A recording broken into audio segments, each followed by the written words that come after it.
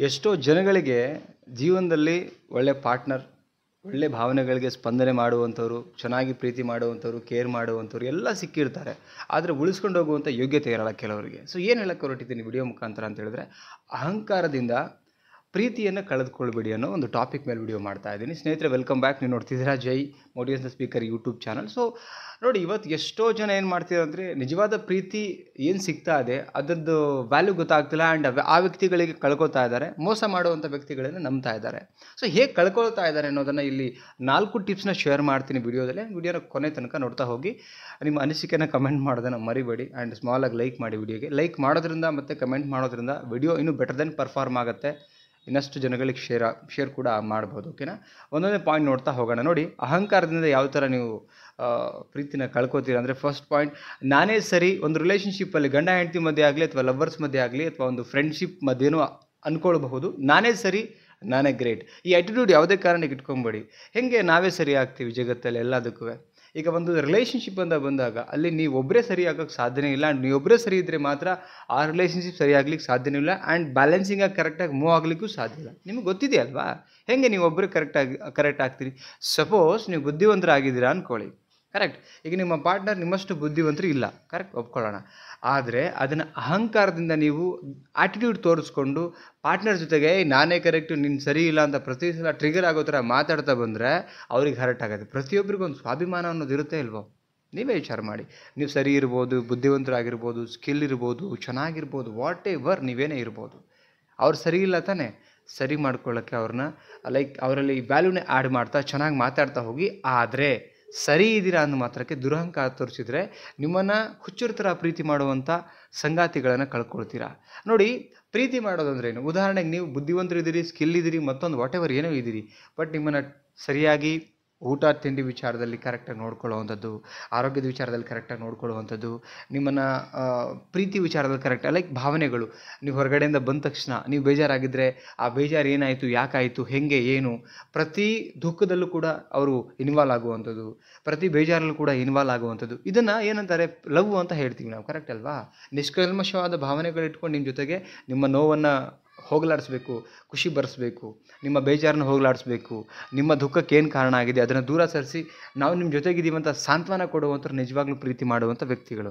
So ಆ ಥರದ ವ್ಯಕ್ತಿಗಳು ಸಿಕ್ಕಾಗ ನಾನೇ ಗ್ರೇಟು, ನನ್ನದೇ ಟ್ಯಾಲೆಂಟ್ ಇದೆ, ಓದಿದ್ದೀನಿ, ಸ್ಕಿಲ್ ಇದೆ, ಈ ಆ್ಯಟಿಟ್ಯೂಡ್ ಬೇಡಮ್ಮ. ಏನಕ್ಕೆ ಅಂದರೆ, ಬದುಕೋಕ್ಕೆ ಬೇಕಾಗಿರೋದು, ನಿಮ್ಮ ಸಂಸಾರಕ್ಕೆ ಬೇಕಾಗಿರೋದು ಪ್ರೀತಿ. ನಮ್ಮ ಪ್ರೀತಿ ವಿಚಾರ ಮಾತ್ರ ಮಾತಾಡ್ತಿರೋದು. ಈ ಅಹಂಕಾರ ಆ್ಯಟಿಟ್ಯೂಡ್ ಯಾರಲ್ಲಿ ಇರುತ್ತಲ್ಲ, 100% ಆ ಪ್ರೀತಿ ಸರ್ವನಾಶ ಆಗುತ್ತೆ. ಆ್ಯಂಡ್ ಪ್ರೀತಿ ಮಾಡುವಂಥ ವ್ಯಕ್ತಿನೂ ನಿಮ್ಮಿಂದ ದೂರ ಹೋಗ್ತಾನೆ. ಸೆಕೆಂಡ್ ಪಾಯಿಂಟ್, ತುಂಬ ಚೆನ್ನಾಗಿದ್ದೀನಿ ನೋಡೋಕ್ಕೇನು ಅಹಂಕಾರ ಬೇಡ. ಕೆಲವರು ನೋಡೋಕ್ಕೆ ಹುಡುಗ ಆಗಲಿ ಹುಡುಗಿ ಆಗಲಿ, ಹುಡುಗ ಹ್ಯಾಂಡ್ಸಮ್ ಆಗಿರ್ತಾನೆ ಅಥವಾ ಹುಡುಗಿ ತುಂಬ ಬ್ಯೂಟಿಫುಲ್ ಆಗಿರ್ತಾಳೆ ಅನ್ಕೊಳ್ಳೋಣ, ಅಥವಾ ಒಂದು ಹೆಣ್ಣು. ಸೊ ಬ್ಯೂಟಿಫುಲ್ ಇದ್ದೀರಾ, ಓಕೆ, ಬಟ್ ಆ ಬ್ಯೂಟಿ ನೋಡೋಕ್ಕೆ ದೇವರು ನಿಮಗೊಂದು ಸೌಂದರ್ಯ ಕೊಟ್ಟಿದ್ದಾನೆ, ಅದು ಕ್ಷಣಿಕ ಮಾತ್ರ, ಅದು ನೆನಪಲ್ಲಿರಲಿ. ಈಗ ನಿಮಗೆ 30ರಿಂದ 40-45 ವರ್ಷ ಆಗೋಷ್ಟರಲ್ಲಿ ಒಂದು ಚೆನ್ನಾಗಿರ್ಬೋದು ನೋಡೋಕ್ಕೇ. ಆಫ್ಟರ್ ದಟ್ ನಿಮ್ಮ ಬ್ಯೂಟಿನೂ ಹೋಗುತ್ತೆ ಅಲ್ವಾ? ಅದು ನೆನಪಿರಲಿ. ಬಟ್ ಇನ್ನರ್ ಬ್ಯೂಟಿ ನಿಮ್ಮಲ್ಲಿರಲಿ. ಈ ಬ್ಯೂಟಿ ಇದೆ ಅಂಥೇಳಿ ಅಹಂಕಾರ ಪಡೋದಕ್ಕಿಂತ ಇರೋ ಬ್ಯೂಟಿನ, ಏನು ಬ್ಯೂಟಿ ಇದೆಯಲ್ಲ, ಸೊ ಆ ಬ್ಯೂಟಿಯನ್ನು ನಿಮ್ಮ ಪ್ರೀತಿಗೆ ಕನ್ವರ್ಟ್ ಮಾಡಿ, ಆ ಬ್ಯೂಟಿನ ನಿಮ್ಮ ಪ್ರೀತಿ ಪಾತ್ರ ಆಗಿರ್ತಕ್ಕಂಥ ನಿಮ್ಮ ಸಂಗಾತಿಗಳು ಸವಿಯೋ ಥರ ಮಾಡಿ. ಅದನ್ನು ಬಿಟ್ಟು ನೋಡೋಕೆ ನಾನು ಚೆನ್ನಾಗಿದ್ದೀನಿ ಅಹಂಕಾರ ಬೇಡ.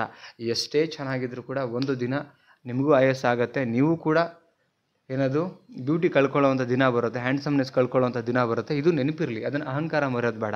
ಸೊ ನೀವು ಚೆನ್ನಾಗಿದ್ದೀರಾ ಅಂತ ಹೇಳಿದ್ರೆ ಅದನ್ನು ಅವರು ಇಷ್ಟಪಟ್ಟು ನಿಮ್ಮ ಜೊತೆಗೆ ಇನ್ನೂ ಚೆನ್ನಾಗಿರೋ ಥರ ಅವ್ರನ್ನ ಆ ಥರ ಫೀಲ್ ಕೊಡಿ. ಓಕೆನಾ? ಈ ಪಾಯಿಂಟ್ನು ಕೂಡ ನೆನಪಲ್ಲಿ ಇಟ್ಕೊಳ್ಳಿ. ನೆಕ್ಸ್ಟ್ ಪಾಯಿಂಟ್ ಏನಂದರೆ, ನಾನೇ ಸಂಪಾದನೆ ಮಾಡ್ತಿರೋದು. ಈ ಗಂಡ ಹೆಂಡತಿ ಮಧ್ಯೆ ಎಷ್ಟೋ ಜನ ಗಂಡು ಮಕ್ಕಳು ಹಿಂಗೂ ಮಾಡ್ತಾರೆ. ಸೊ ಎಲ್ಲರೂ ಅಲ್ಲ, ಕೆಲವರು ಇರ್ತಾರೆ, ನಾನು ಸಂಪಾದನೆ ಮಾಡ್ತಿರೋದಕ್ಕೆ ಫ್ಯಾಮಿಲಿ ರನ್ ಆಗ್ತಿರೋದು, ನೀನೇನು ಮಾಡ್ತೀಯ ಮನೇಲಿ ಇಟ್ಕೊಂಡು ಅಂತ ಹೆಣ್ಮಕ್ಳಿಗೆ, ಹೆಂಡ್ತಿಗೆ ಈ ಥರ ಜೋರು ಮಾಡ್ತಾರೆ. ದಯವಿಟ್ಟು ಮಾಡಬೇಡಿ.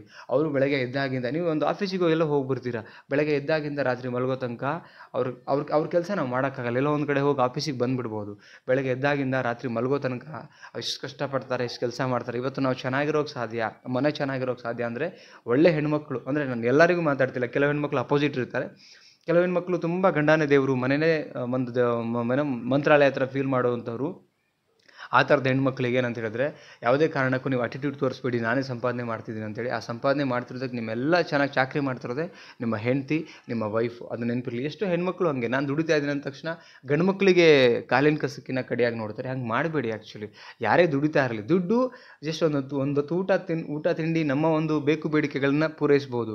ಆದರೆ ವ್ಯಕ್ತಿಯ ಒಂದು ಸ್ವಾಭಿಮಾನಕ್ಕೆ ಯಾವುದೇ ಕಾರಣಕ್ಕೂ ಬೆಲೆ ಕಟ್ಟಬೇಡಿ. ಓಕೆ, ಇದು ನೆನಪಲ್ಲಿರಲಿ.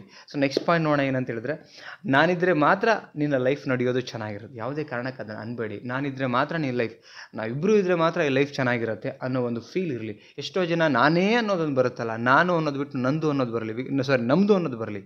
ನಾನು ನಂದು ಬೇಡ, ನಮ್ಮದು ಇದು ಅಂತ ಹೇಳಿ. ಯಾಕಂದರೆ ಸಂಸಾರ, ಒಂದು ಸಂಬಂಧ, ಒಂದು ರಿಲೇಷನ್ಶಿಪ್, ಇವೆರಡು ಇಬ್ಬರು ವ್ಯಕ್ತಿಗಳು, ಎರಡು ಮನಸ್ಸುಗಳು, ಎರಡು ವಿಚಾರಗಳು, ಎರಡು ಭಾವನೆಗಳು ಸೇರಿದಾಗ ಈ ಒಂದು ಸಂಸಾರ ಅಥವಾ ಒಂದು ರಿಲೇಷನ್ಶಿಪ್ ಬಿಲ್ಡ್ ಆಗುವಂಥದ್ದು. ಸೊ ಅವನ ಕಾರಣಕ್ಕೆ ಈ ಯೋಚನೆಗಳು ಯಾವುದೇ ಕಾರಣಕ್ಕೆ ಬರ್ದಿರಲಿ ನಿಮ್ಮ ಒಂದು ಪ್ರೀತಿ ಮಧ್ಯೆ, ನಿಮ್ಮ ಸಂಬಂಧದ ಮಧ್ಯೆ ಅಂತ ನಾನು ಹೇಳೋಕ್ಕೆ ಇಷ್ಟಪಡ್ತೀನಿ. ಬಂದರೆ ಆ ಪ್ರೀತಿ ಆ್ಯಂಡ್ ಭಾವನೆ, ನಿಮ್ಮ ಪ್ರೀತಿ ಮಾಡುವಂಥ ವ್ಯಕ್ತಿ ಭಾಳ ಜನ ಇರಲಿಕ್ಕೆ ಸಾಧ್ಯ ಇಲ್ಲ ನಿಮ್ಮ ಜೊತೆಗೆ ಅಂತ ಹೇಳ್ತಾ, ಏನು ಅನ್ನಿಸ್ತು, ಯಾವ ಪಾಯಿಂಟ್ ಇಷ್ಟ ಆಯಿತು ಕಮೆಂಟ್ ಮಾಡಿ ತಿಳಿಸಿ. ವಿಡಿಯೋಗೆ ಲೈಕ್ ಮಾಡೋದನ್ನು ಮಾತ್ರ ಮರಿಬೇಡಿ. ಚಾನಲ್ಗೂ ಹೊಸಬರಾಗಿದ್ದರೆ ಸಬ್ಸ್ಕ್ರೈಬ್ ಮಾಡಿ. ಅದತ್ರ 18,000 ಆಗ್ಲಿಕ್ಕೆ ಬಂದಿದೆ ಸಬ್ಸ್ಕ್ರೈಬರು. ಇನ್ನು 2,000 ಆದರೆ 20,000 ಆಗುತ್ತೆ. ಸೊ ಆದಷ್ಟು ಬೇಗ 20,000 ಸಬ್ಸ್ಕ್ರೈಬರ್ ಕಂಪ್ಲೀಟ್ ಮಾಡಿ. ವಿಡಿಯೋನ ಶೇರ್ ಮಾಡಿ. ಮತ್ತೊಂದು ಟಾಪಿಕಲ್ಲಿ ಸಿಗ್ತೀನಿ. Thank you so much guys, love you.